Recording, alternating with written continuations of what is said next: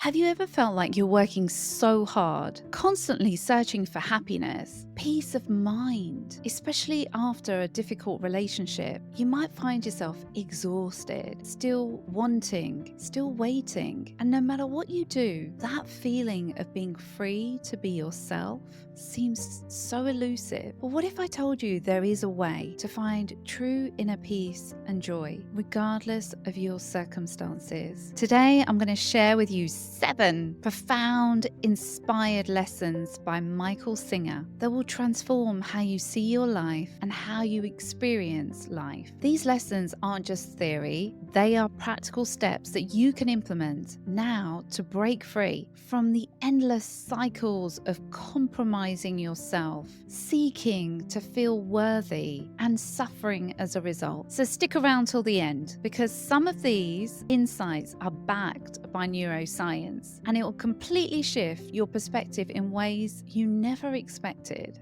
Okay, so lesson number 1, the real source of happiness. Where is it? Happiness isn't something that we find outside of ourselves, and we've been told this for centuries. It's not about achieving more or having more, and you will see that in the most successful people that no matter how much success they have, they're not happy. So what we can tell from this is that true happiness comes from within, by learning to let go of that mind's need for control. This is really important if you've been in a difficult or toxic relationship in particular, because they actually take over your mind. So a lot of the time, the thoughts that are going through your head, you're thinking as though you're having to defend yourself against the toxic person. So it's like you're fighting with them inside of your own head. You're defending yourself. But what we're really looking for is the feeling that that success will give us. So for instance, if you go out shopping and you put on a beautiful outfit and you look at yourself in the mirror and you feel good. It makes you feel good. Is that what you're looking for? It's the feeling that it gives you that you're looking for. But in reality, isn't so much what getting that thing. It's more that you're releasing that struggle to happiness, to feeling good. Is the next time you feel upset, instead of trying to change the external situation, I want you to just pause and breathe and look at and notice your thoughts and your feelings without engaging in them, without getting into the story, without trying to explain or defend. Let go of the need to control the situation just for a moment and just start to observe what's going on. Why is this bothering me? Why am I feeling not as good because of this external trigger? And what do I want to do to feel better? And what you will do is you will start to realize everything that you do in terms of achievements is to feel better about yourself in some way. Lesson number 2, the mind is not your master. You do not want your mind to master you. Biggest mistake in life is allowing our mind to dictate our actions, especially when we've been in a difficult relationship, because this thing called mind control. And when you've been in difficult relationships, they're actually programming your mind. You might think that they are your thoughts, but they've been planted in your mind. If they have been planted in your mind, who's really in control of you then? Is it them or is it you? Mastering your mind is crucial. Your mind is a powerful tool, but you need to be in charge of it. Have you ever felt like you want to make a simple decision and you just can't make that decision? You don't know whether to wear red today or green. Should I wear that outfit? What should I eat? What shall I eat today? I don't know. What is that? Why does our mind go into overdrive over even making simple decisions? And especially after a difficult situation, we aren't able to make decisions like we used to, leading to so much confusion and so much stress. The truth of the matter is, the mind only knows what it's experienced from before, from your past. So it's actually limited to your past. It's got its limits and it's relying on it to guide your future. It's like having an old map to a new city. Pointless. It's not going to help us get anywhere. So something that you can do that's actionable is the next time you are finding yourself overthinking, maybe going over a story in your head, I want you to ask yourself, what would I do if I wasn't afraid of making the wrong choice? Often you'll know what the right choice is from a gut feeling. Allow it to come up. It's the mind that is stopping you from actually knowing and feeling what your gut feeling is telling you. And gut, or the intuition, is the part of us that you want to be led by, which is exactly what you used to do when you were a baby. You know what you want to do. You know what you want to play. You know what clothes you want to wear.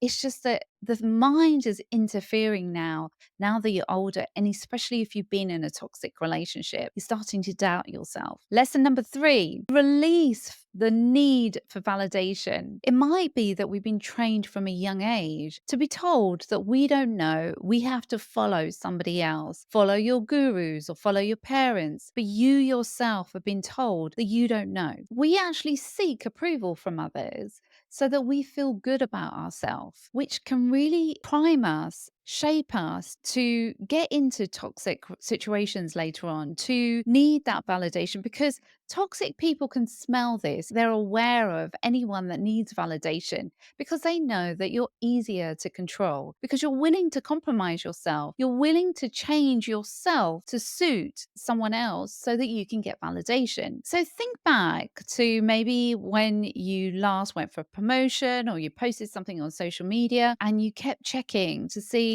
what did other people think? Was it good enough? Did they feel it's okay? And we're seeking validation. And this is something that can keep us trapped in difficult scenarios. We're seeking validation from other people that are not going to give it to us. Truly, honestly, you know what you've been through. You know the experiences you have had. Why do we need someone to tell us what we felt and how we felt? Your worth is not dependent on what other people think. You are worthy anyway. You are whole. Just think back to when you were a baby. You knew you were whole. You knew that you were everything. But then there was all these fears planted in your own brain that have become barriers to you being able to get access to your whole brain, but also getting access to your whole self and really being able to move forward in that way. The actions that you can look at is to just notice how many times a day you need validation. Pause and remind yourself, I am enough as I am. I am whole in every single way. And all it is I have to find the barriers, the fears to me knowing I am whole. It's not about I have to fix anything. It's more I have to let go of the parts of me that are stopping me from knowing I am. You don't need approval from anyone else to feel good about yourself, because it comes from inside anyway. It's a feeling. Lesson number 4, accept what is. Now, acceptance isn't about giving up or being passive. It's embracing what's happened and seeing it for what it is without living in hope that something's going to change. It's about not having that resistance, allowing life to naturally flow rather than fighting it in any way. Just think back to maybe when something unexpected happened in your life, maybe a flat tire or a cancelled meeting, or perhaps a toxic person triggered you or somebody else triggered you and you felt all these intense emotions. What if you just decided next time, I'm just going to accept it for what it is? I'm not going to fight it. And I'm going to say to myself, I love and accept myself just the way I am. By accepting it, you're not saying that you want more. That's not what this is about. What you are saying is that no matter what happens, I'm not going to let it disturb my peace within me. And start with small things. It might be just a little thing that you've made a mistake over. Just say to yourself, I'm safe. This is happening right now, and I love and accept myself even though this has happened. Notice what happens inside of your own body. You start to really relax and allow yourself and be comfortable with yourself. And over time, what will happen is you'll take away all that critical thinking that's going on in the mind that's telling you that you're not good enough if you make a mistake. That's been planted in by the toxic person as well. Narcissists are incredible at doing this. They're constantly blaming and shaming the other person for the mistakes that they are making themselves. But sometimes we can take that on board without us knowing, especially in our subconscious mind. So this takes us on to lesson number 5, We need to learn to let go. Letting go is not about losing, it's definitely not about giving up. It's actually the opposite. When we free ourselves, things that no longer serve us, what we're saying is, I am whole, I am worthy of having what I want. And then we attract what it is we want into our life. I want you to recall a grudge or a past hurt that you've experienced. How does it make you feel when you're just thinking about it? It feels heavy, right? It might feel panicked. It has a negative impact on your body when you're recalling that experience. Imagine if you could just let that go completely from your life. Letting go is what helps us open up to new experiences, to something better in your life because you're worthy, you're whole. If we don't let go of that, it's that fear. It's another block to what you are. You are whole, you are incredible, but now we've got another layer of fear that's blocking us from actually knowing and fulfilling our true potential. So, lesson number 6 is we have to focus on our inner growth instead of focusing on what's going on outside world. And this is the most important lesson that we can learn from being in a toxic relationship, is we have to focus on the inner growth. This is where true change happens. Maybe you're in a phase where you've been trying to change the other person's behavior. I tried so hard to help the narcissist know that they could change their behavior, that actually what they were doing was damaging. I tried everything, but it actually ends up us being more frustrated. We're giving, and we're getting caught up in hope. And we end up stressed. We're taking on the responsibility of trying to get them to change now. But instead of focusing on them, focus on your own emotions, on your own growth inside. Focus on releasing the fears that are holding you back from knowing you are whole, you are complete, you are divine. And by doing this, you can shift the dynamics entirely. External situations tend to change as well. They less and less impact you. So I'd really want you to start thinking about creating a journal and start journaling the impact of certain things in your daily life. What are they teaching you about yourself? And how can you grow from that experience? Knowing that experience is happening so that you can see the blocks, the fears, so that you can release them, not to hold you back, is to help you become whole, to actually know that you are a divine being. Lesson number 7, we want to live from our deepest self. Your deepest self is always at ease, it's always at peace. It doesn't matter what situation you're in. There's a part of you that's actually so calm and so still, like the still water. It's so beautiful, it's so deep. And the more you can align with this part of you, no matter what's going on around, you're calm, you're still, and you just, like water, just move through it with ease. Think about a time when you were truly aligned with yourself, perhaps in meditation, maybe during a walk, especially in nature. Nature is incredible for allowing you to vibrate at a higher level of frequency and vibration, because it is at a higher level of vibration and frequency. And that is the nature in you. You're oscillating, you're vibrating at the same level as nature in that point. That is the real you, that peace that you feel, that calmness you might feel, that ability to breathe that you feel. That's available to you all the time. And what you might want to do is actually bring in even 10 minutes, even 5 minutes of time for you every single day, where you can connect with that inner nature within yourself. I remember at the beginning, I just did 3 or 4 or 5 minutes every morning because that's all I could get. It was really, really tough. Living with a toxic person is not easy, but even 5 minutes taken out of your day where you can just feel peace within yourself and connect to that part of you, that nature, that is so good to help calm your nervous system down and remind yourself of who you truly are. And make this a habit. Now, what we're going to do is look at how all these teachings from Michael Singer actually reflect the brain as well. When we look at the brain, every experience goes into the first phase where the brain is checking, are you safe? Is there anything to be afraid of? Is there a lion in the jungle or anything like that? All the stresses, all the trauma is actually stored in the amygdala. Anything that's fearful gets locked in there so that you know to avoid it next time.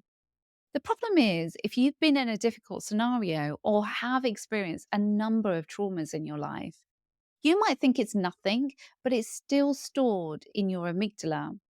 The problem is, if you then accumulate more and more trauma, which we all do as we go through life, your amygdala tends to get bigger and bigger, and it can take over where you go into fight, flight, freeze, fawn. What that means is life happens and it will remember a past scenario and it will go into trigger mode and say, hey, you've got to be scared. We can't use the rest of our brain, the whole brain.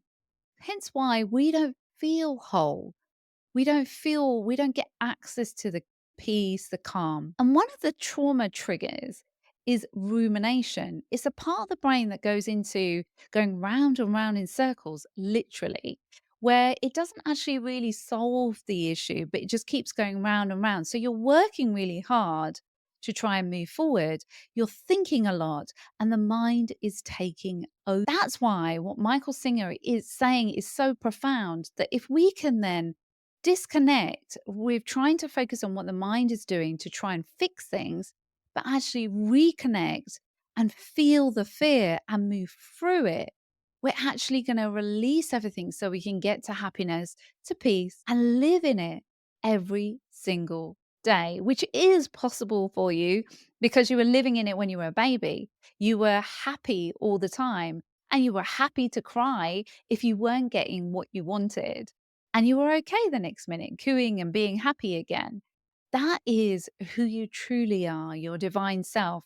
And that is what we want to get to. So, spirituality and the brain is like they're mapped over each other.